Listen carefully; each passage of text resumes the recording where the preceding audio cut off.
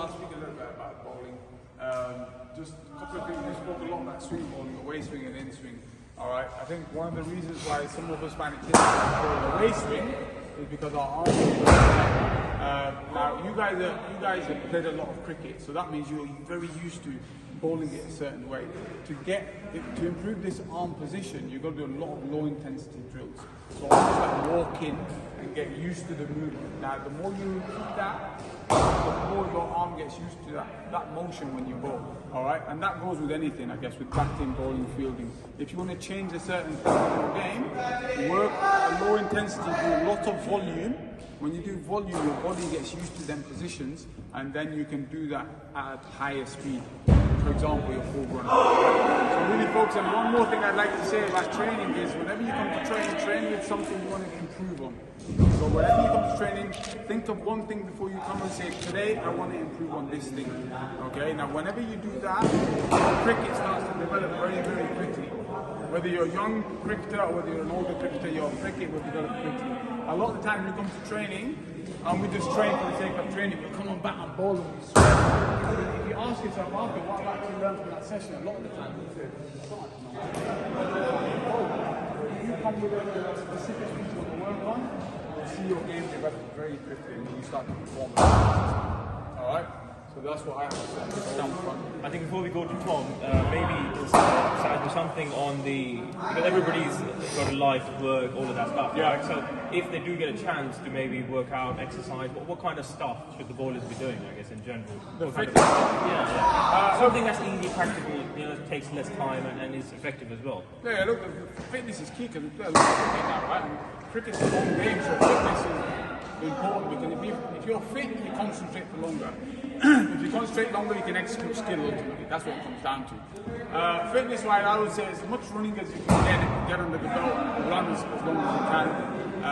If you have access to gym, maybe do a lot more for bowlers. I'd say more interval training. So you do sprints for a minute, and then have a little rest for a minute, then come and do sprint again. That's very, very specific to cricket training, as like yo-yo stuff, which you probably won't do. But if you get definitely recommend doing a lot more sprint and interval training for that sort of stuff.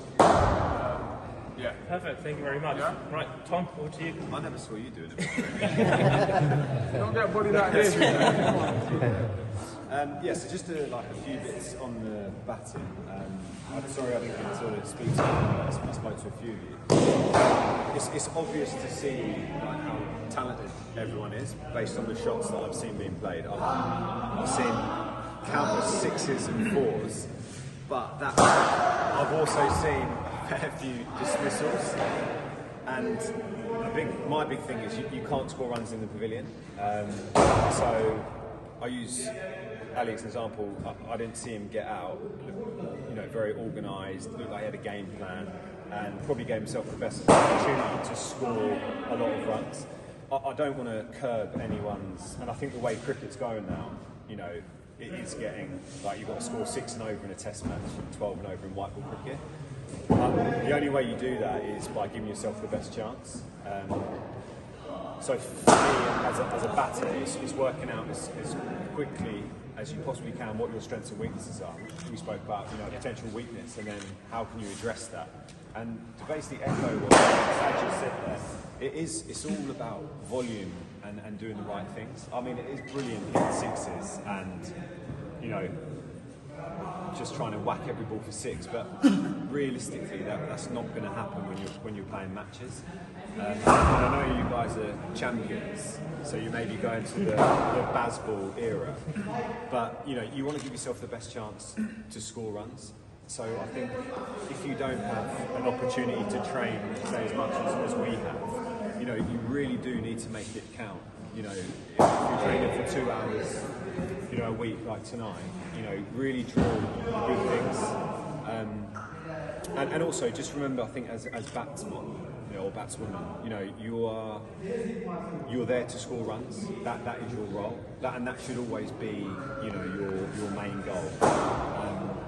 So as soon as that bowler is running in, you don't want to be thinking about anything technical. You want to have done all that hard work in the winter or leading up to a game. All you're thinking is watching the ball and scoring runs. So that would just be my slight takeaway. Obviously, there's different levels of batters here, but it's noticeable that the ones that sort of understand their game plan, know their strengths and weaknesses, are the ones that didn't get out as much. And actually, the longer that they spend in the net, or they spend in the game, they're the ones that will end up hitting the 4 sixes in the 40th over, or because they're on 120, they're not trying to do it from ball one. So that would just be a little bit on batting for me. Like give yourself the best chance to actually play that match winning innings, because that's what it's about as a batter. You're trying to win games of cricket for your team, and then all the personal accolades, the hundreds, and that will take care of itself. But incredible amount of talent on display. So thanks so much for having me. Thank you. Fantastic. Thank you. Really appreciate it. Tom, Any more questions? any questions from the group? Anyone struggling with the... I'll probably ask Tom something, right? I'm not putting you on the spot, but maybe one thing through your career that you learned, a coach told you something that stuck to your mind, that helped you throughout your career, mentally rather than... So actually, mentally, the best bit of advice that I had was a left-handed back called Graham Fowler that played for Lancashire, played a little bit for England. He actually told me when I was quite a bit younger, like, try not, and it's a difficult thing to do, don't look sideways at what other people are doing. Actually focus on yourself, train with purpose for yourself. If you're looking and comparing yourself, which is natural to your peers, opposition, how many they're scoring, am I outscoring this player, you actually just put in more pressure on yourself. So if you can find a way of not looking sideways and focusing on yourself, you're actually giving yourself the best chance to be better. And I think on that, train with purpose. And if there's opportunities to increase your training, so we spoke to a few of you about using a half bat. Like, that's quite a big thing that I do. If you can make it more challenging, then ultimately when you use your proper bat, it will be easier.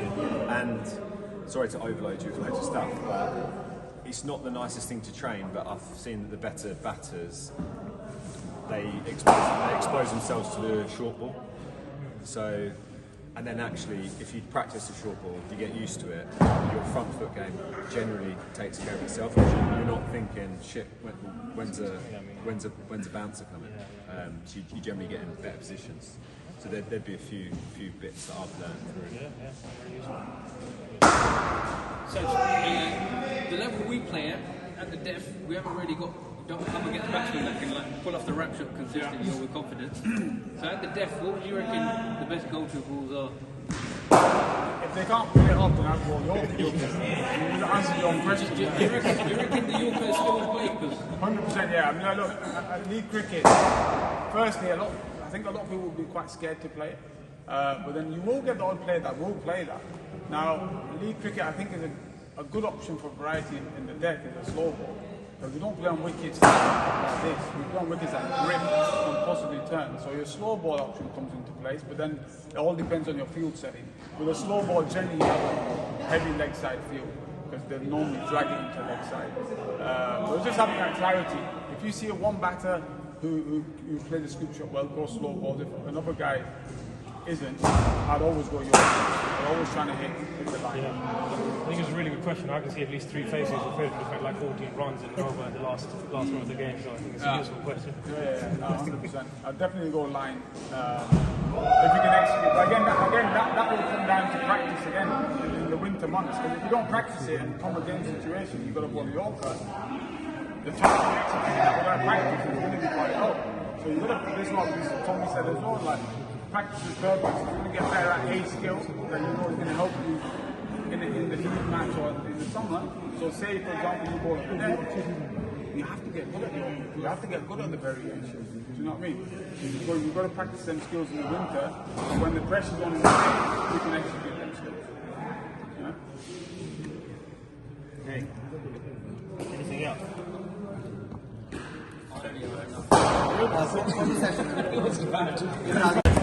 Too late. So when the ball is just about to release, ideally you want your triggers all done. And you want to be in a balanced position, whereas if I came up to you and pushed you, you should be able to resist it. Either way, so if you get pushed from behind front, like you want to be in a strong position with your you're looking to your head going towards the bowler, because let's be honest, 95% of dismissals are on the front foot. I mean, occasionally, but that's the danger ball, isn't it? Because that's why I said what drill I did at home, with my wife. So I just studied what that position and asked her. So you're still though? Yeah. So that's a big thing in itself. If you're triggering late and moving, you're not going to be balanced. Because the beginning in my mind, I just wanted to keep this whole study. That could be something Terry said, that could be your cues. So when the bowler's running in, as he's approaching the crease, you can trigger, and then you can be telling yourself, okay, right, head forward, head forward.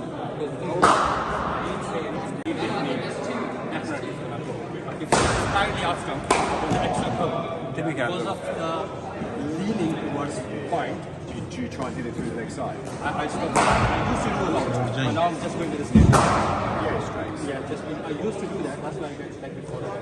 I'll get leg Because of that, I was, if anything stitching in the middle and back, I was going for the flick. My flick is unbelievable.